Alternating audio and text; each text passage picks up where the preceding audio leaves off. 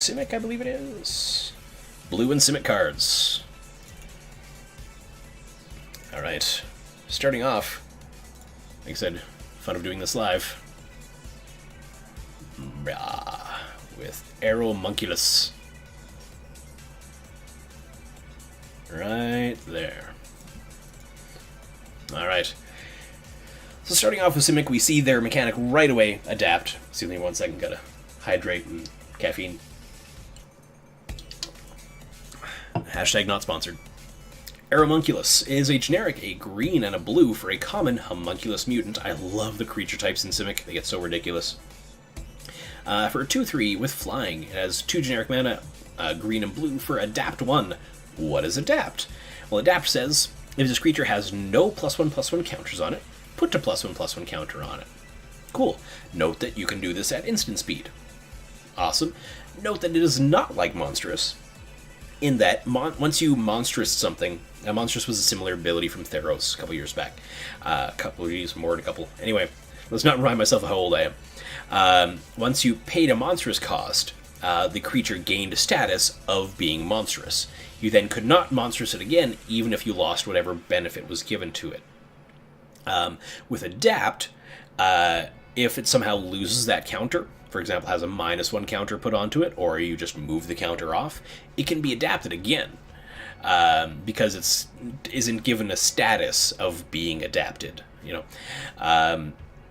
So, getting to the creature itself now, after the mechanic, it's a generic mana, blue and a green for a 2-3 flyer. Cool. Nothing wrong with that. If you don't happen to have anything done on turn 4, you get a 3-4 flyer. That's even better. This is really one of the common adapt Simic bombs, in my opinion. Bomb, not like it's not going to win you games, but a 2-3 flyer for 3 that can be a 3-4 flyer is really good. It's a mana sink on your later turns, so you can play out your things. Oh, I'm going to turn him into a 3-4 now. That usually reduces the clock by at least a turn or two. So Aeromunculus I really like. It's nice because it's splashable. So if you're playing like Azorius, you can pretty easily put this guy in there. If you're playing Gruul, Sky's a little bit of a weakness. There's some removal spells in Gruul for flying creatures, but splashing this guy into Gruul would be awesome, right? Yeah, Aeromunculus, really good card. If you can play it, play it. Arrester's Admonition, 2 generic mana and a blue for a common instant. It says return target creature to its owner's hand. See how we saw earlier with Warrant, how it had to be an attacking or blocking creature to put it on top. Admonition here, because it's just a creature at any time, like for example at the end of your opponent's turn, ideally when you want to be playing this, depending, it lets you do any creature for 3 mana. So you see, just kind of getting into the idea of how and why Wizards makes things cost what they cost. It also has Addendum. If you cast a spell during your main phase, draw a card. So I think that's enough. This isn't a always cast for Addendum card. It's not as good as the pump there that we had, the pump and Indestructible, but it's good enough to consider it, right? If you don't need to do it at the end of your opponent's turn, card is worth waiting till your turn, in my opinion.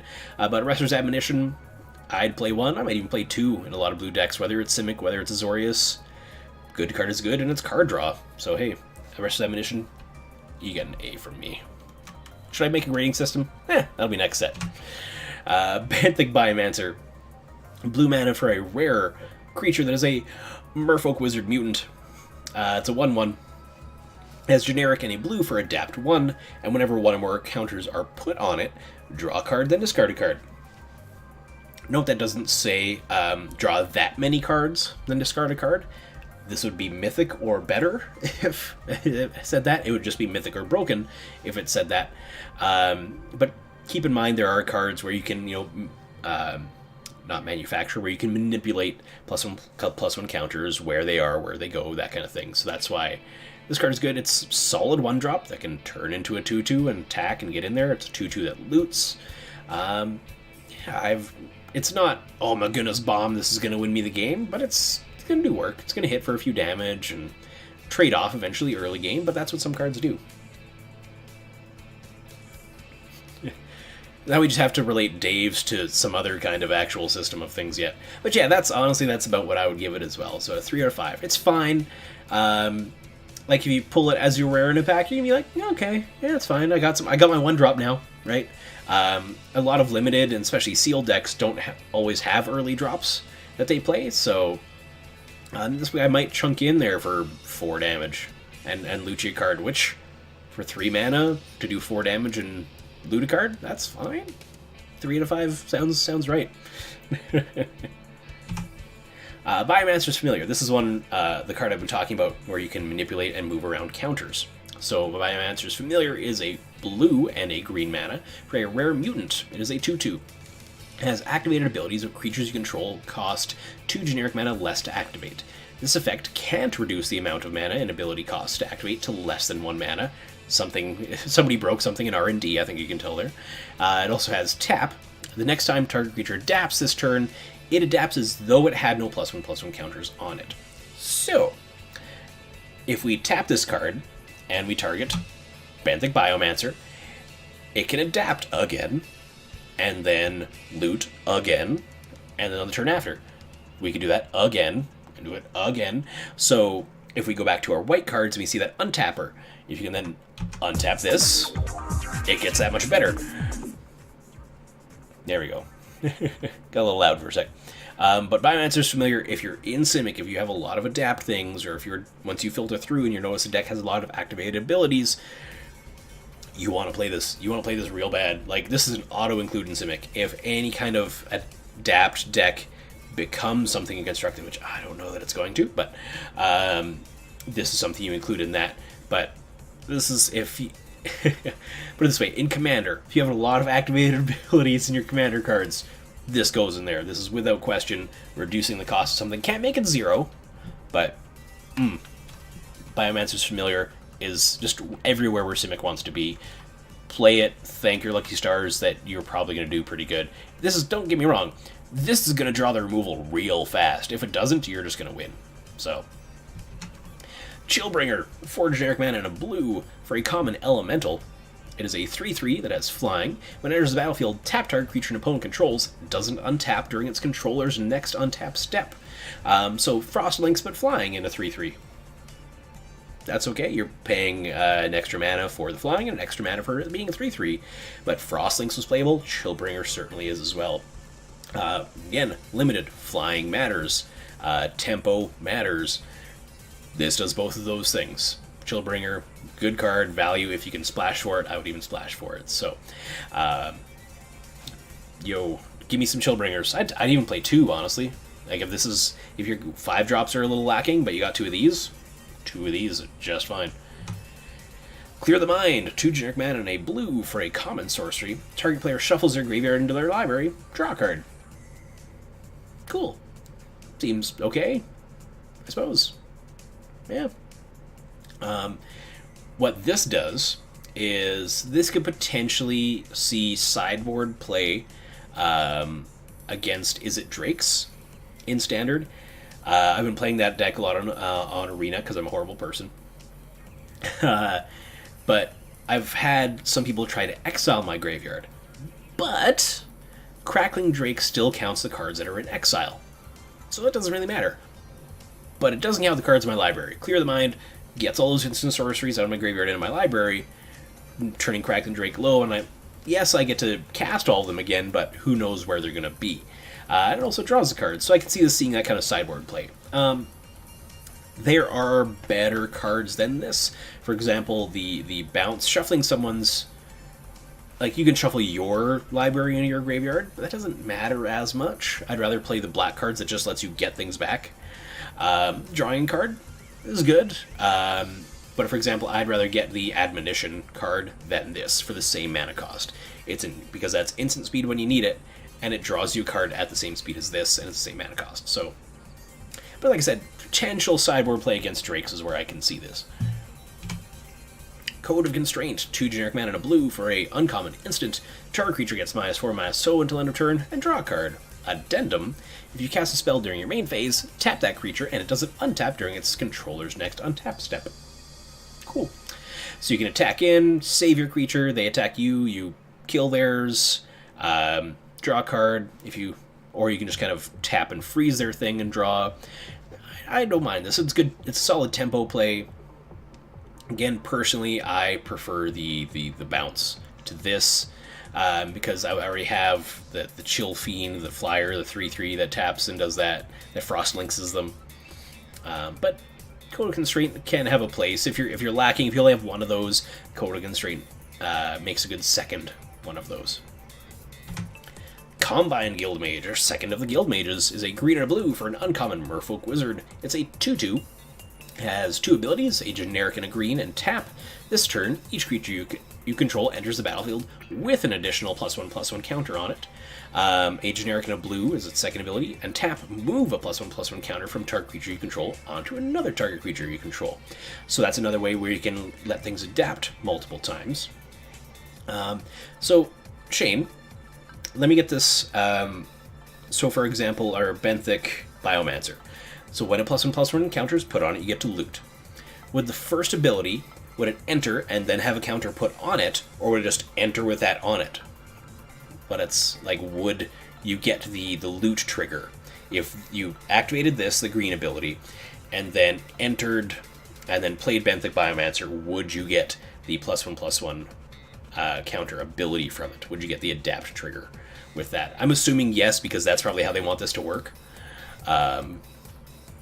But you never know. Because the creature you control enters the battlefield with an encounter on it. Yeah, for sure. Whenever one or more counters are put on it, draw a card, discard a card. Can't do that, can't do side by side. Because the other one says enters with a counter on it. I might be able to do side by side.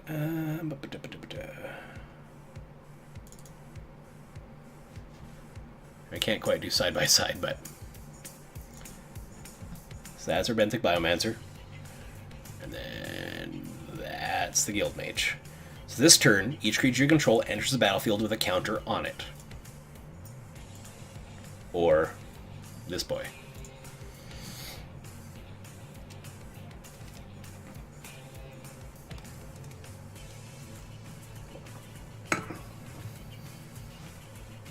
For those of you who are watching this after the fact, Shane is a judgy friend of mine who is in chat currently.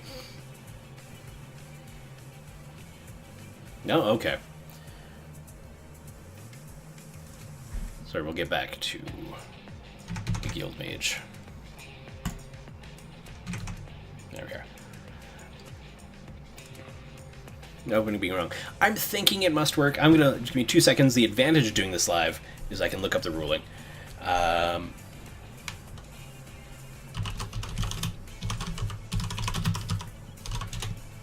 There's disadvantages and advantages.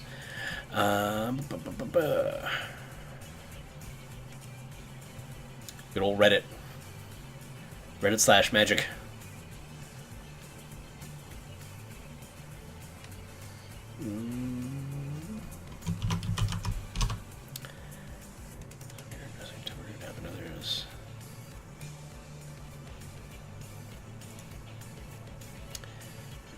Adaptability, the ability to move, spend.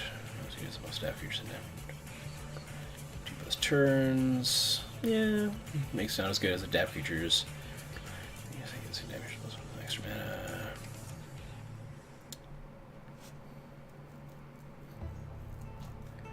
Yeah, I'm not really seeing.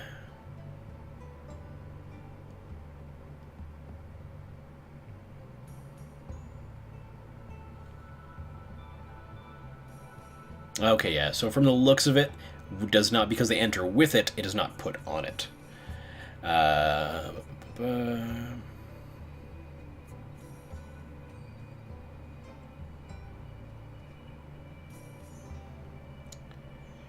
Yeah.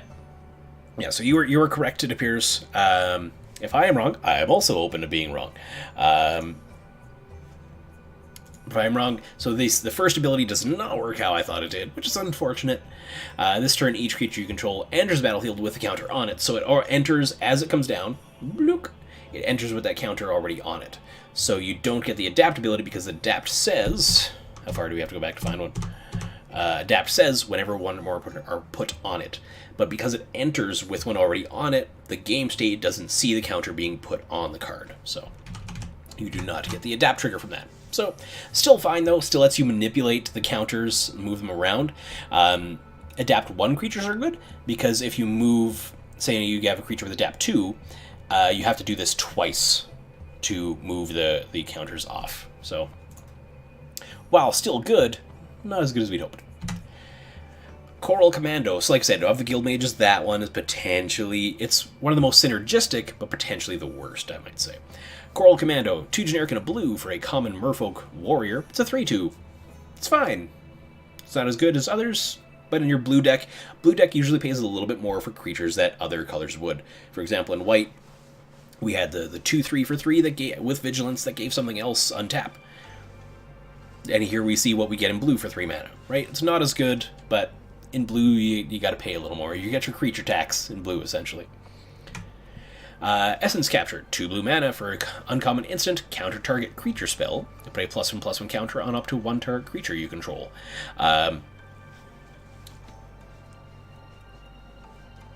So it's good. It's a little more picky than Negate. It's harder to splash than Negate. But the fact you get to put a counter on something essentially lets you adapt it for free, as long as it's in Adapt 1. We've got 2 copies of Essence Capture in there. So let's just quickly go back to Benthic Biomancer.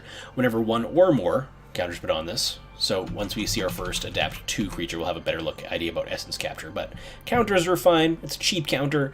You counter their big bomb. I'm not against including 1 or 2 counters in my deck. The wider, the better. Like, I might, if you're playing Simic, this is better for you. In Azorius, I would rather include, like, a cancel, personally.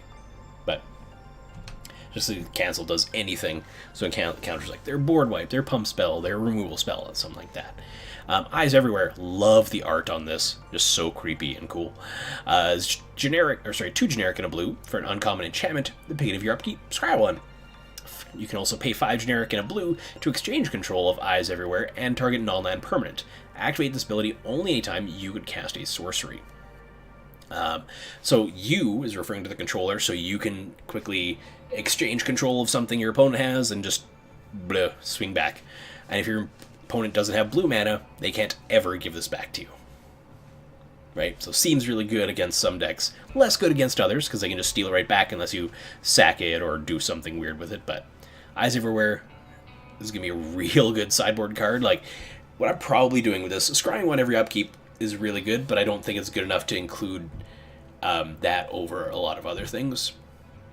But if I'm playing against a deck and I see, like, Orzhov, just straight black-white, this is coming in out of the sideboard, because then I can just play this, just scry 1 for a couple turns, get up to 6 mana, okay, I'm taking that.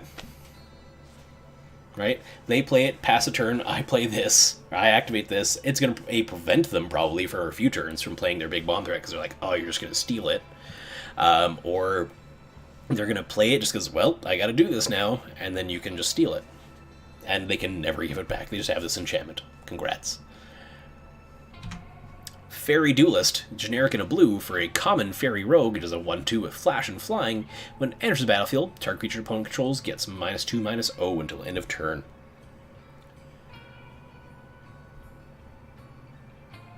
So we just have it confirmed by Shane in chat here, for those of you who've been wondering.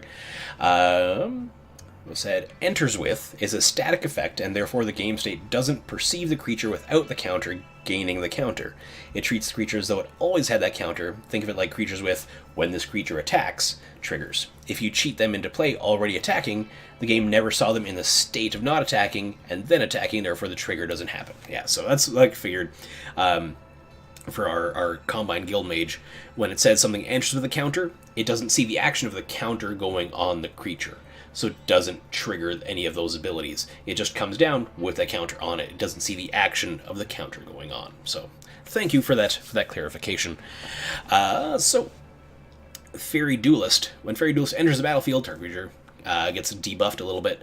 So it's fine. It's a bit of a falter type effect almost, but unless you're really just going all in on blue-white flyers, this seems a little weak.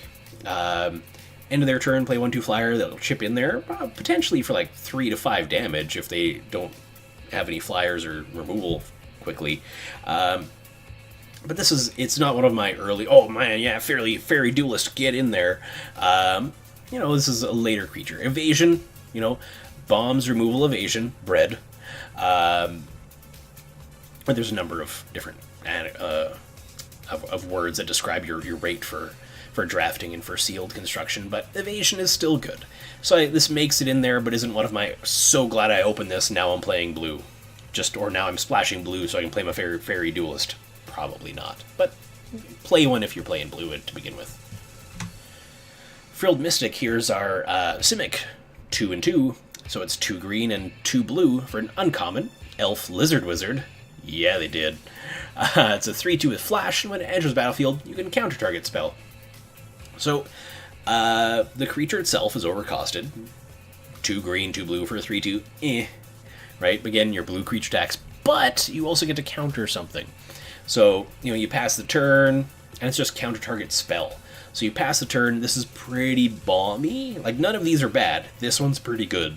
You pass the turn, your opponent goes to play their 5/6 drop, you just say, nope, and now I have a 3/2, thanks.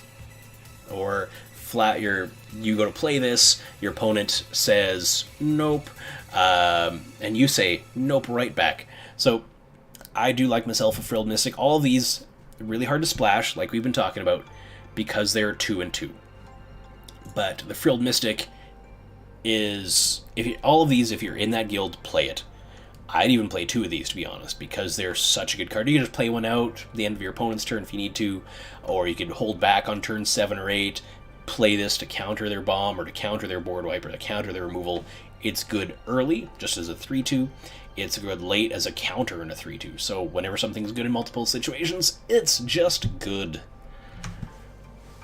Galloping Lizfrog. Again, love the Simic creature combos they got going here. Fix the hair. There we go. Galloping Lizfrog is a 3 generic mana, a green and a blue, for an uncommon Frog Lizard. It has trample, because it's galloping. When Galloping Lizfrog enters the battlefield, you may remove any number of +1/+1 counters from among creatures you control. If you do, put twice that many on Galloping Lizfrog. So the more you adapt earlier in the game, the more you potentially activate your Combine Guild Mage. That's what I mean. It's not a useless creature, the Guild Mage. The more you activate your Guild Mage, put counters on things, the bigger the Lizfrog can get when it comes in. This is the kind of thing that game 1, you play this, and your opponent's just like, oh my goodness, I killed other things, and now it's a 7/7 trample on turn 5. Whoa. So then after that, they're going to be holding back their removal, waiting for you to play the Galloping Lizfrog instead of all your other using it on your other creatures with counters on them. So Lizfrog, again, this is splashable. So the reason I like this is if you play this in your Gruul deck and you've rioted a bunch and put counters on things, this can take those. Right? If you play this in your Azorius deck, it's probably not getting a lot. So this leans more towards being friendly with Gruul than towards being friendly with Azorius. Because it's just a lot more synergistic over there than it is with Azorius. But Galloping Lizfrog, I do like this. If you're at all in Simic, or even in Gruul, splash for this bad boy right here. Gateway Sneak. Here's our cycle of gate cards we saw one earlier with the life-gaining Angel, but here's the blue one. Gateway Sneak is 2 generic mana and a blue for an uncommon Vidalcan Rogue. It's a 1/3. It says whenever a gate enters the battlefield under your control, Gateway Sneak can't be blocked this turn. Whenever it deals combat damage to a player, draw a card. So, it doesn't say draw that many cards, that'd be way too good for an uncommon, but whenever you play a gate, you're going to draw a card or draw out your opponent's removal. Again, just like our Angel, the more gates you have, the better this is. If you're splashing blue, it's harder to do because you usually have to play your blue gate in order to just play this, and if you only have 1 or 2, you're going to get this in there maybe once. That's a 1/3 on turn 3, which is not great to begin with. But if you're playing 3 color, and usually in this case, if one of those is blue, one of your main 2 colors, and you're splashing for a 3rd, Gateway Sneak is good. If you have 4 or 5 gates that you're playing, this is for sure worth getting in there because you're going to draw a number of cards off it and hit for 3 damage or so. Growth Spiral, this gorgeous Seb McKinnon art. Here we see the promo version of it. So it's a green and a blue for a common instant. It says draw a card. You may put a land card from your hand on the battlefield.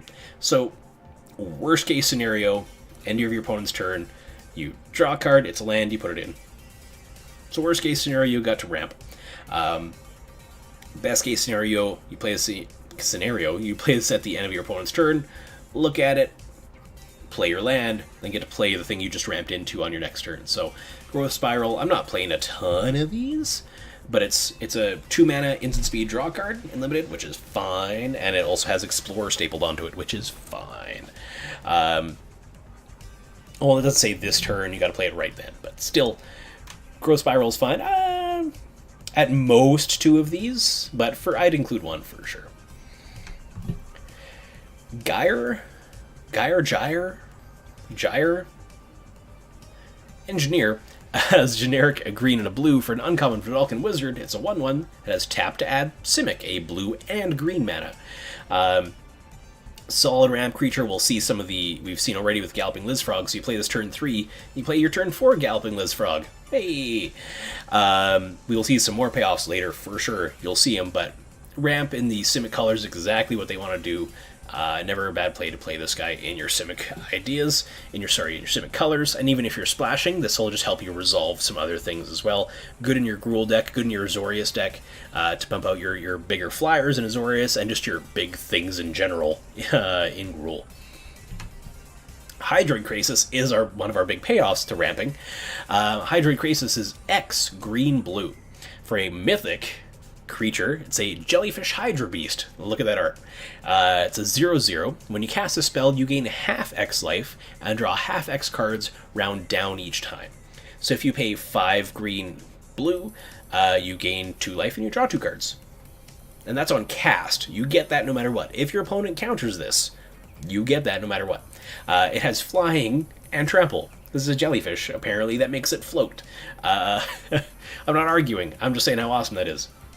It also enters, as you probably guessed by now, with X +1/+1 counters on it. So again, doesn't see those being put on it. Those enters with those always on it. So for 7 mana, you get a 5/5 flying trample, and you draw 2 cards and gain 2 life. That seems good. Like I said, if a Bant tempo deck becomes a thing, I very well think it could. This gets in there unquestionably, like 3 of these get in there, 4 maybe, 3 for sure. Sorry, we're gonna hydrate. But Hydroid Krasis, the hard part is, like I say, 4 or 5 is a sweet spot for this, especially if you have a couple creatures that are ramping this out. So if you can drop this as a 5/5 on turn 5, that's pretty good. This is one of the main reasons to put a engineer, that kind of engineer in your deck. I just can't pronounce the first word, Gyre, in your deck. This is one of the main reasons. So Hydroid Krasis, if I'm talking about it seeing play in Standard, obviously Bomb in Limited, so good. Like, if I open this and I'm in Azorius or I'm in Gruul, ooh, yes please. Like, card draw and flying in Gruul, yes. Flying and trample in Azorius is big, because you're not going to have that with anything else you're playing, but yes please for Hydroid Krasis all day. Can you imagine a foil this card? It's going to look so pretty. Anyway, we'll stop gushing over it. On to our next card. First split card for Simic is Incubation and Incongruity, because Simic knows big words. Simic has the best words. Excuse me, just grab a little drink here. So first half is Incubation for a hybrid Simic mana, aka a green or blue. Is a sorcery, uncommon sorcery, says look at the top 5 cards of your library. You may reveal a creature card from among them, put it into your hand, put the rest on the bottom of your library in a random order. Cool. Commune of Dinosaurs was a thing. Dinosaurs never really saw Standard play, but that was a thing, and Incubation is that, but not for dinosaurs. So, it also looked for land, but still. Playable just on its own for Incubation. Incongruity is generic, a green and a blue for an instant uncommon. Exile target creature. That creature's controller creates a 3/3 green frog lizard creature token. That was a Simic removal spell before. I think it was more just a hybrid mana. I think it was cheaper. But that's the kind of removal you're going to get for Simic, other than Fight, which is just a straight-up green mechanic. But by the time you play this, first of all, it's instant. So if something's attacking you, you can play this. That creature gets exiled, so that one just goes away. And then they get a 3/3 Green Frog Lizard creature token that they can't then attack with. You could even do this on their during their first main phase, before combat's even declared, and just exile. You could do it at the end of the turn and just exile it. They do get the token instantly, so they would then get a blocker back, but still. Sorry, I'll move this over so you can see incongruity. There we are. So, really good card still. Again, if I'm playing Simic, I play this. If I'm playing Gruul, I potentially just play this for incubation. Even if I'm playing Azorius, potentially just for incubation, and I'm okay with just splashing this into either of those colors, honestly, Azorius or Gruul.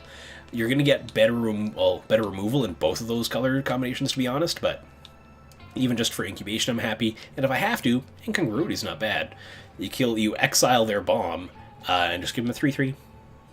That's okay. You should be able to take care of a 3/3. Alright. Back to it with our next card. Mass Manipulation. This one's the big, fancy, splashy one. Mass Manipulation is XX, aka because both are the same variable, they have to be the same number. It has to be 1/1 or 2/2 or 3/3. Blue. So XX, 4 blue mana for a rare sorcery. It says gain control of X target creatures and or planeswalkers. So for 6 mana, so X is 1 in both cases. So 6 mana, so 1/1, blue, you can gain control of 1 target creature and or planeswalker. Because it's a sorcery speed and doesn't say till end of turn, this is just permanent, you get something of someone else's. I mean, potentially sideboard in Constructed, but it's real specific, especially if control decks are going to be 3 color. It's real specific mana-wise, and pretty expensive when you could just kill it. That's just me. Maybe a one of, obviously it's not splashable. If you're playing this, you gotta be pretty solid, either just Simic or just Azorius, just to have enough blue mana to cast this on turn 6, 7, even 8. And then you get one thing. Hopefully they play their bomb by then. But even then, it's good. Like Bolus's Manipulation, I think it was called, when he stole a creature, was a good card. This is good, just it's a lot more restrictive on casting. That's what makes me worry about it, but it's fine. It's one of my things I might cut, but I might be very wrong by cutting. Next up is Mesmerizing Benthid. It's 3 generic mana and 2 blue for a Mythic Octopus. In Bolus's Clutches was the name of that card, thank you. Mesmerizing Benthid is a 4/5, and when it enters the battlefield, create 2/0/2 blue illusion creature tokens with, whenever this creature blocks a creature, that creature doesn't untap during its controller's next untap step. So they don't have the usual illusion text of being targeted and going away. Mesmerizing Benthid, has, long as you control a illusion, has hexproof. So it's a 4/5 hexproof until you kill those 2 illusions, and when those illusions block something, they're pretty good. This is a card that, again, could potentially go into that Simic or Bant tempo deck, kind of Bant mid-range, not quite mid-range, maybe a little bit, just a little more to the aggro or a little more to the control side of mid-range, but not near aggro and not near control. So we'll call it tempo. But I do like this card. Obviously, limited. If I'm talking about it in Constructed, absolutely limited, sealed, pre-release, awesome, have a good time with it, congrats. And that's if this deck becomes a thing, that's where it goes. But that's in a control deck, no. In Obviously not in any kind of other deck that's playing blue right now. I think they want to do other things. But I personally can see this Bant deck potentially becoming a thing, because you ramp up into your big Simic things, into your big Surveil creatures, into this Mesmerizing Bented that's going to be hexproof until somebody kills those octopi illusion creature-y things. So I do like myself a Mesmerizing Bented. Hopefully, well, I'm not going to be casting because I'm going Orzhov, but you all Simic and Azorius may just have fun with it. Persistent Petitioners is a generic like me. It's a generic and a blue mana for a common human advisor. It's a 1/3. Like I said, played that before. You can have a generic and tap to target player put the top card of their library into their graveyard. You can tap 4 untapped advisors, so the creature type advisor you control. Target player puts the top 12 cards of their library into their graveyard. Here's the fun part. A deck can have any number of cards named Persistent Petitioners.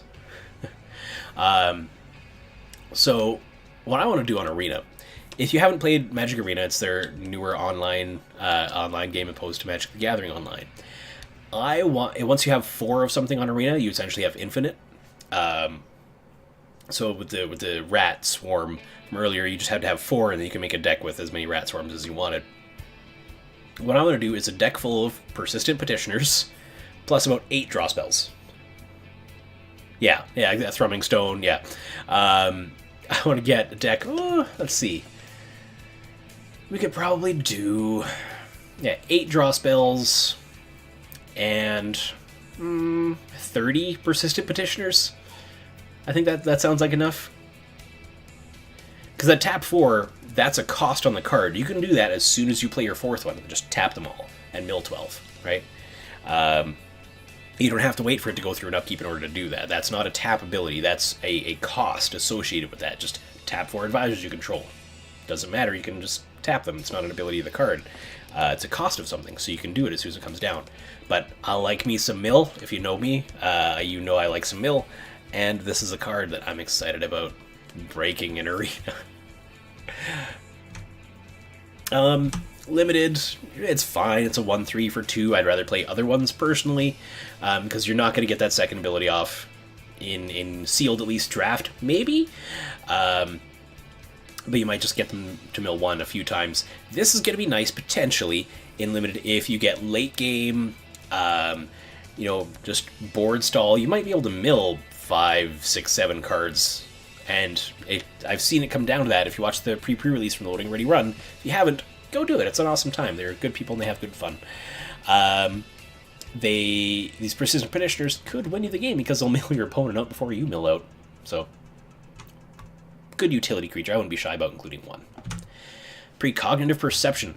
This is where I want to be. So here's what we were talking about earlier. If you missed it, myself and Shane in chat, we're talking about instant speed draw 3. So here's your instant speed draw 3. 3 generic mana and 2 blue for a rare instant says draw 3 cards. Addendum, if you cast a spell during your main phase, instead scry 3, then draw 3. If you're playing blue, play this card. I shouldn't have to tell you this. Just do it. Just do it. Draw 3, end your opponent's turn. They'll think you're holding up a counter, so they might hold something back. Maybe you do have a counter in hand, and if they don't play something you want to counter, you can just precog Perception and draw 3. If you want to, if the board's at a board stall, you can play this during your main phase. Scry 3, then draw 3. So, essentially, pick the best of the top 6 cards of your library, in a way. I know Scry 3 isn't that, but still. Precog Perception, I want a foil of this real bad. Just look at that art. If you're not looking, it's gorgeous. Sorry, I'll center this a little bit better. Excuse me. Hydrate.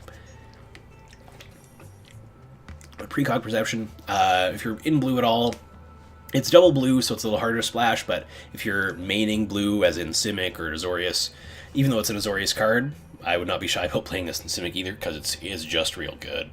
Do it. Do it. Prime Speaker Vanifar, as 2 generic mana, a green and a blue for a mythic legendary creature. She's an elf ooze wizard. She's also a 2/4 that has the ability to tap. It's a long ability. Tap, sacrifice another creature, that's the cost. Search your library for a creature card with converted mana cost equal to 1, plus the sacrifice creature's converted mana cost. Put that card onto the battlefield, then shuffle your library. Activate this ability only anytime you could cast a sorcery. Birthing Pod on a stick. Right? A birthing pod on a stick. Birthing Pod's real good. Yeah. Oh, yeah. Oh. Sorry. So busted with Intruder Alarm. Yeah. Intruder Alarm, wherever a creature enters, untap all creatures you control. So, something enters, untaps this, you can sack it and ramp, sack it and ramp, sack it and ramp, and just get up to whatever big thing your biggest thing is, essentially. Prime Speaker Vanifar, again, that Bant tempo deck, this goes right in there. This is something I might play around with on Arena a little bit. So my first thing I want to do on Arena, let's get my checklist done. First thing I want to do on Arena, Mardu Aristocrats. Okay, try that. After that is this Bant tempo deck, because it looks like it could potentially be a lot of fun. Prime Speaker Vanifar, though, if I'm talking about her in Constructed, just do it in Limited. Because it's real good. Because converted mana cost. So you got to watch, though. You don't want to do this and try and go get your X creature, because X is 0. You can only get it as a 2, and then you cast it as a 0, and it enters and it dies. So don't do that. So be careful. But like, you could sacrifice a 4 mana creature into your Galloping Liz Frog, and then it comes in and has a bunch of counters, and then you could do that at the end of your opponent's turn, and then next turn Liz Frog attacks in for 6/7 trample. But Prime Speaker Vanifar, you're gonna have a good time. Prying Eyes, 4 generic mana and 2 blue. For an instant, draw 4 cards, and then discard 2. So here we see the difference between a common draw spell and a rare draw spell. The other one gave us more selection. This one lets us loot kind of 2.5 times. I don't know. Obviously, it's real expensive. If you're in that kind of more control-y side of things, I'd potentially do it. So this is more of a Azorius and a Simic card. Other than that, I don't necessarily enjoy it as much. Because it is 6 mana. It's instant, yes, but to hold up 6 mana. If my opponent is just 6 mana untapped, 1 card in hand, I might be shy about playing something, but as soon as I play something and they're just like, draw 4, I'm like, oh, yeah, draw 4 is not good, but I just got away with my threat. So I can include 1, but usually for 6, I want to play a big threat rather than this.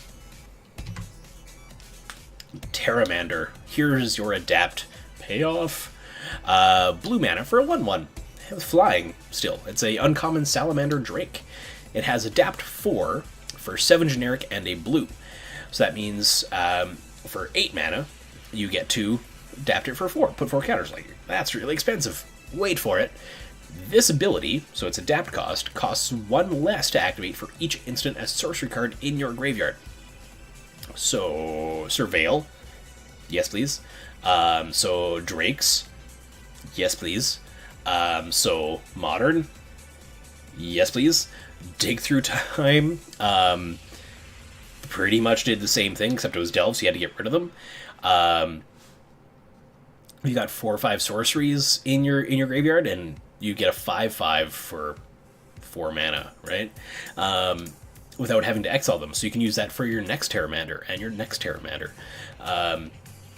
Potentially seeing Modern play, because you're going to have that many instant sorceries in your yard that it's going to be like maybe 3 mana total for this to turn this into a 5/5 flyer.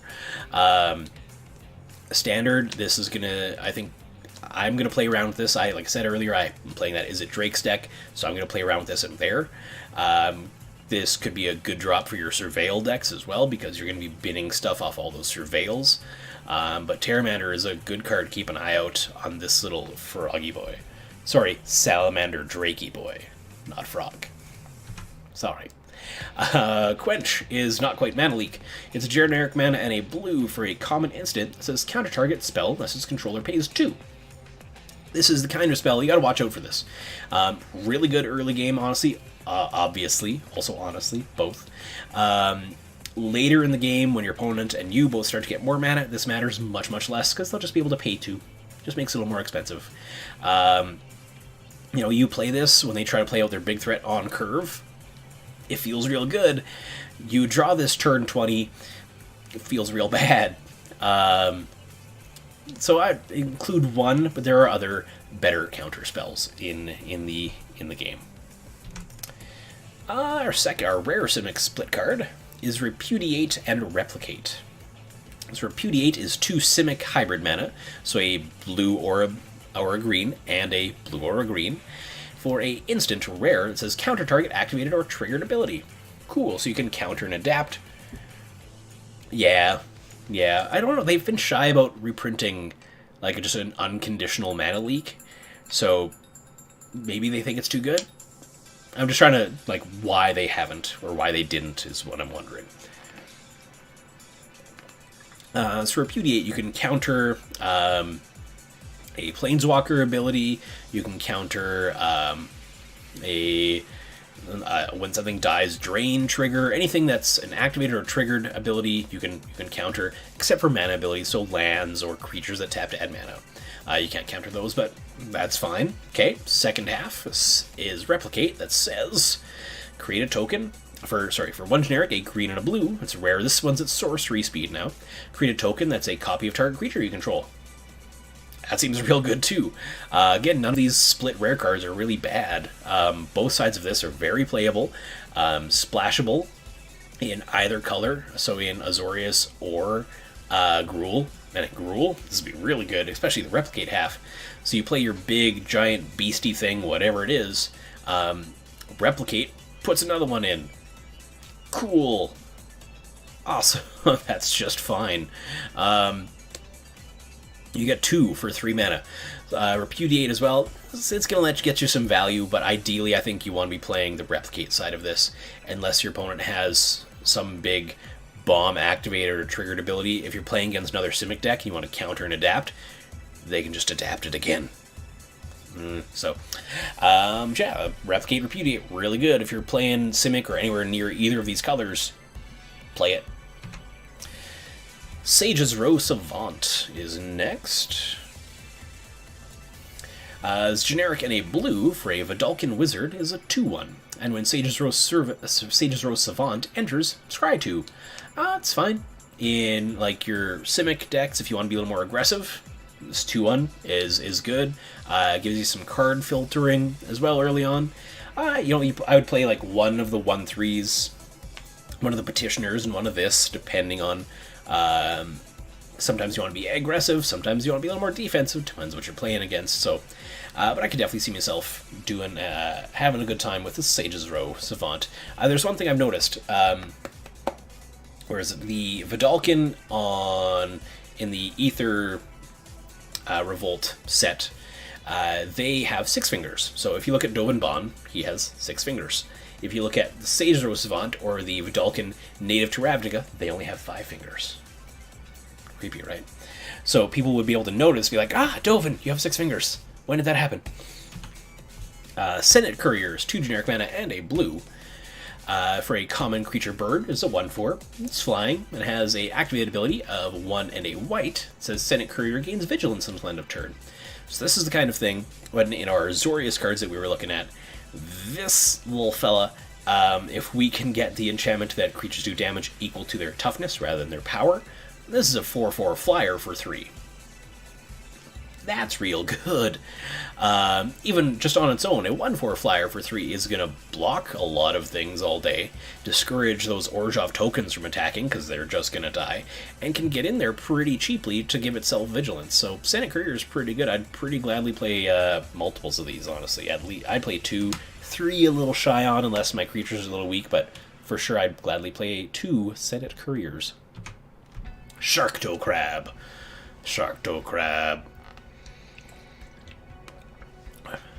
Crab, shark. Looks like crab. Eats like shark. It's two generic mana and a green and a blue. I'm only on my second color set here too. So for an uncommon fish, octopus, crab, love the creature types from Simic. And it's a 4/4. It has adapt 1 for a 2 generic, a green, and a blue. So you can turn it into a 5/5. It also says whenever one or more +1/+1 counters are put on Shark to Crab, tap target creature an opponent controls. That creature doesn't untap during its controller's next untap step. So you want to keep an eye on these things. They say... you ever heard crab people? South Park crab people? So keep in mind that whenever one or more counters are put on it, it doesn't have to be from its adaptability. 2 words, its ability to adapt. If you have a card that just puts counters on something, you can put one on Shark to Crab and just tap something down and just Frostlinks something. That makes this, first of all, 4/4 for 4 is fine. 4/4 that turns into a 5/5, finer. 4/4 that turns into a 5/5 and stuns something, essentially, even better. So Shark to Crab, again, anywhere near either of these colors, in Azorius or Gruul, play yourself a fish octopus crab. It's going to be fun. Shimmer of Possibility, I want to foil one of these real bad. Shimmer of Possibility is a generic and a blue for a common sorcery. Look at the top 4 cards of your library, put one of them into your hand and the rest in the bottom of your library in a random order. It's a sorcery, so you get to dig one deeper than anticipate. But still, it's good, it's card selection, it's what you want to do in these colors. Again, leaning a little more Azorius-y as opposed to Simic. It's a little more control-oriented than tempo-oriented. But still, turn 2, if it's turn 2, not going to be a lot going on, usually in a lot of sealed games. More so if you're playing Azorius and it's later in the game, or even a board stall later in the game, no matter what colors you're playing. It's going to be good for card selection, for Shimmer of Possibility, so don't be shy about including this thing. Simic Ascendancy. It's only a few sets too late, but hey look, another Ascendancy card. It's a green and a blue for a rare enchantment. It says generic, green, and a blue. Put a +1/+1 counter on target creature you control. So there, you got a bunch of mana, late game, pump it into Sharkto Crab, tap down your opponent's board, attack twice, because it's not going to untap during the next step, and you win. Solid card is solid already. That's just its first ability. There's 3. Whenever one or more +1/+1 counters are put on a creature you control, put that many growth counters on Simic Ascendancy. So if you adapt something for adapt 2, you put 2 counters on Simic Ascendancy. At the beginning of your upkeep, if Ascendancy has 20 or more growth counters on it, you win. So if you're in Simic and you draw this card, it is just inevitability. As long as you have a creature on the board. Like late game, you get to 9 mana, this is a 7-turn clock.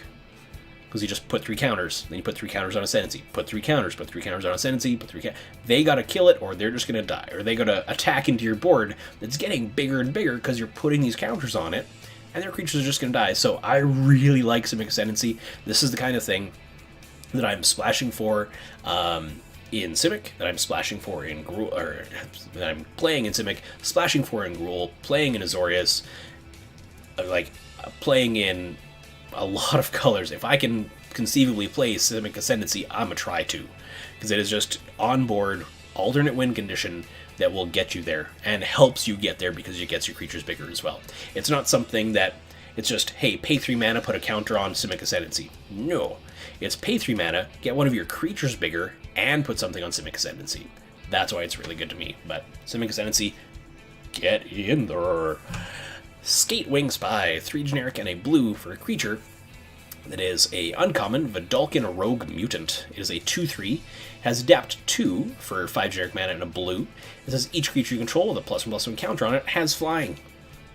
Yes, please. With the amount of counters that you've thrown around in Simic,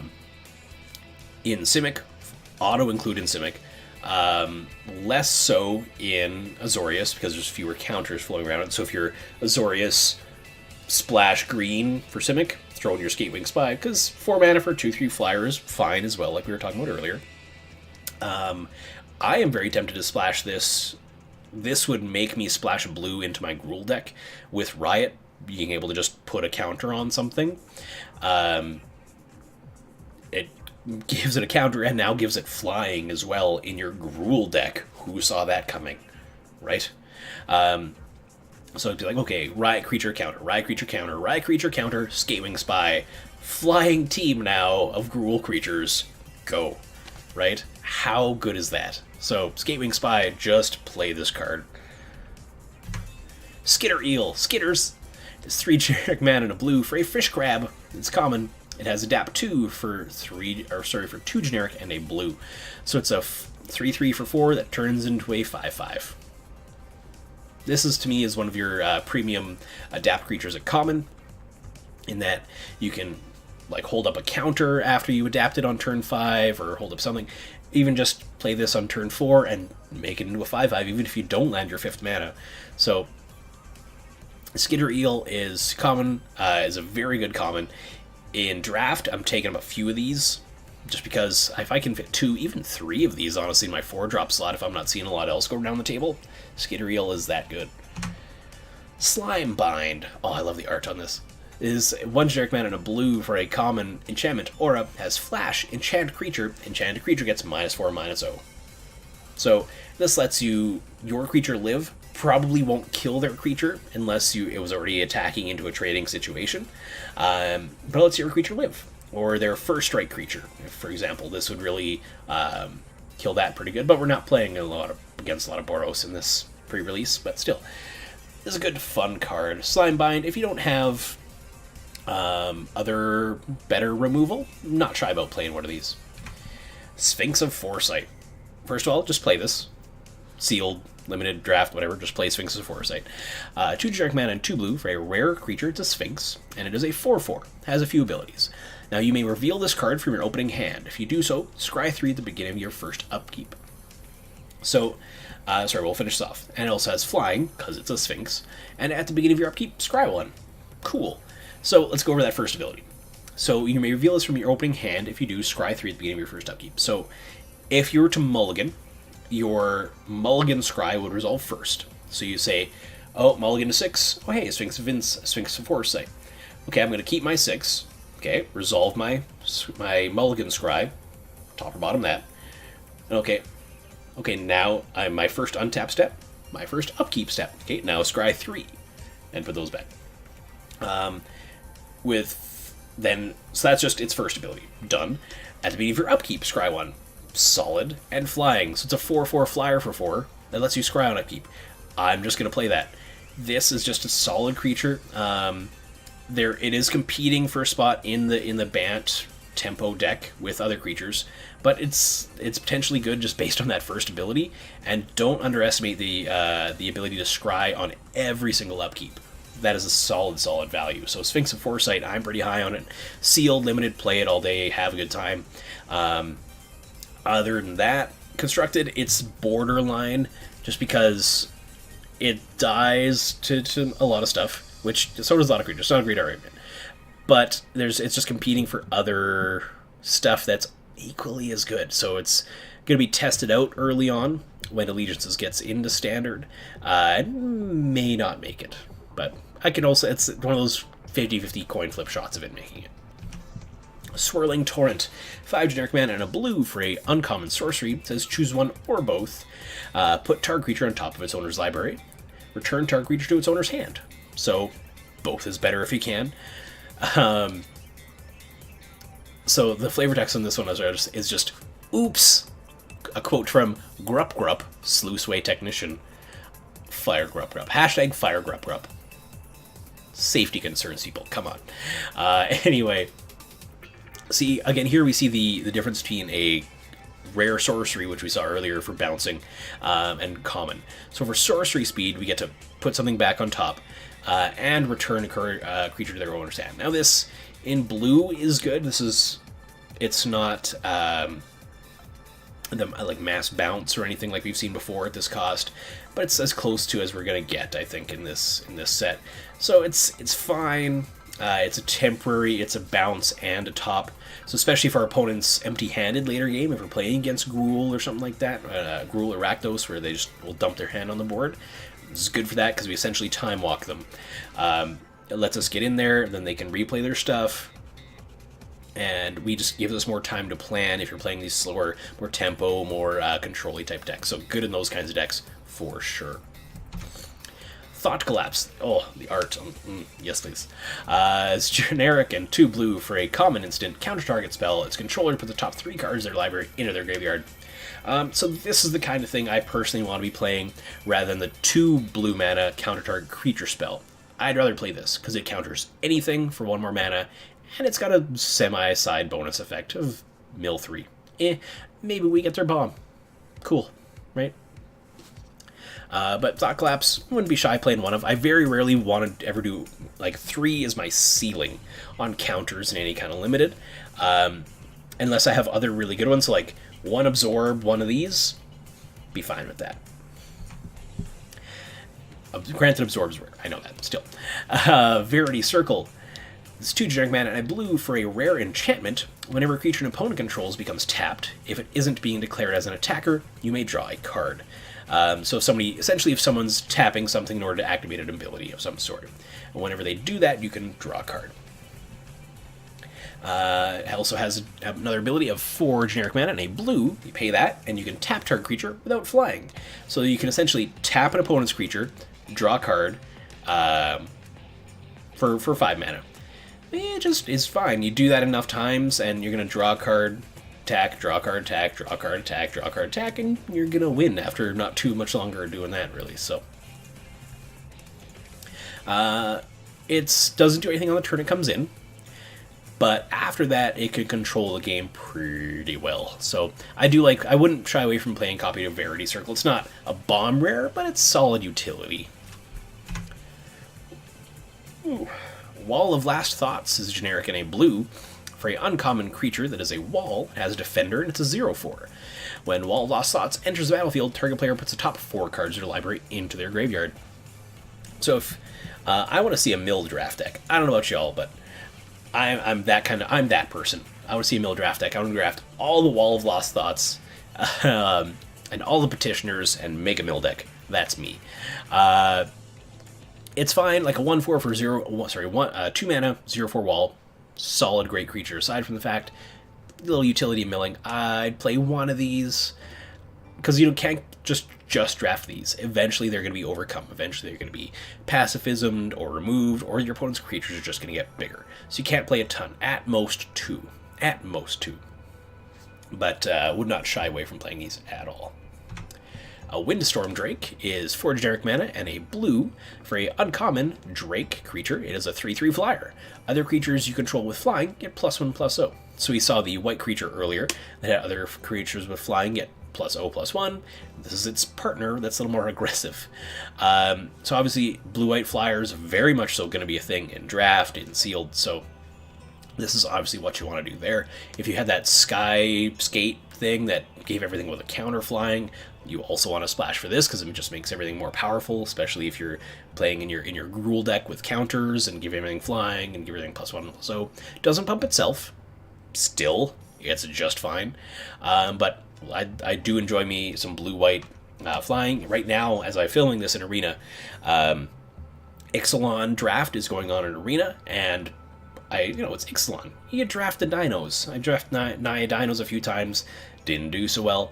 Probably just me, but still. Drafted blue-white flyers. 6-3, 5-3, 7-2. I won a draft for like the second time ever in Arena. But yeah, so blue-white flyers is a thing in Limited. So Windstorm Drake makes that deck better, aka it's a good card.